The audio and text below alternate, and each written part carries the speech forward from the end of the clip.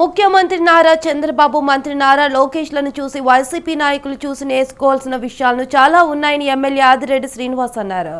CM Chandrababu దేశంలోని senior most నేత అని చెప్పారు. ఆయన బాటలోనే మంత్రి లోకేష్ రాష్ట్ర అభివృద్ధి, ప్రజా సంక్షేమం కోసం నిరంతరం కృషి చేస్తున్నారన్నారు. రాజమండ్రి ప్రెస్ క్లబ్లో ఏర్పాటు చేసిన మీడియా సమావేశంలో ఆయన మాట్లాడారు. గతం వైసీపీ పాలనలో దావోస్లో ఎకనామిక్ ఫోరం మీట్ కి సైతం వెళ్లలేదని పరిస్థితులు చూశామని గుర్తు చేశారు. సీఎం బృందం 4 రోజుల దావోస్ పర్యటనలో ఏపీకి పెట్టుబడుల వరద రానుందని ధీమా వ్యక్తం చేశారు. ఏపీ బ్రాండ్ ఇమేజ్ పెంచడం, రాష్ట్రానికి భారీగా పెట్టుబడులు తీసుకురావడానికి నెట్వర్క్ ను ఏర్పాటు చేసుకోవడమే లక్ష్యంగా దావోస్ పర్యటన జరిగిందన్నారు.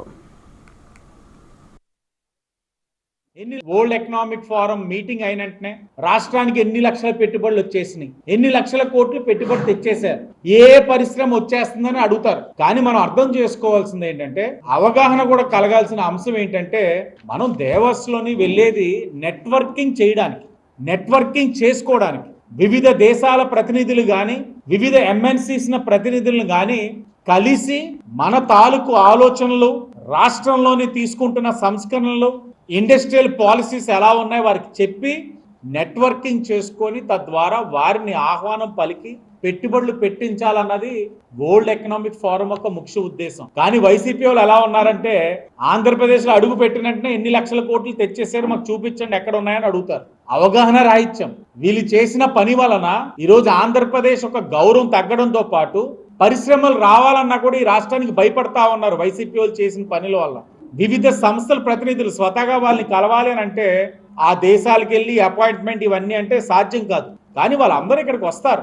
వచ్చినప్పుడు మన ఎన్డీఏ కూటమి ప్రభుత్వం ఈ విజయసాయిరెడ్డి రాజీనామాపై రాజమండ్రి ఎమ్మెల్యే ఆదిరెడ్డి శ్రీనివాస్ స్పందించారు.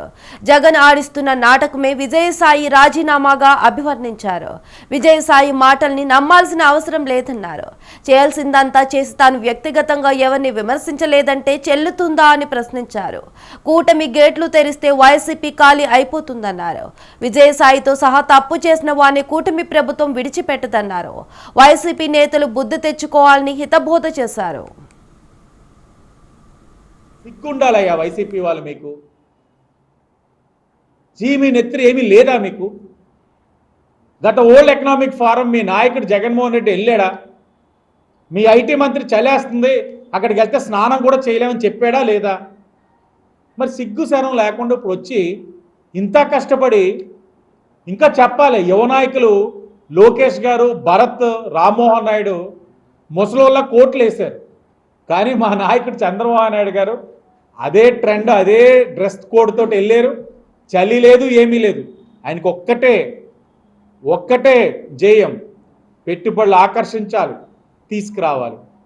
ఇంత కష్టపడి -10 డిగ్రీస్లో టీడీపీ బృందం, ఎన్డీఏ కూటమి బృందం ఇంత కష్టపడతా ఉంటే మీరు ఇంకా విమర్శిస్తూ ఉన్నారంటే ఇంకా మిమ్మల్ని ఎవరికి క్షమించం.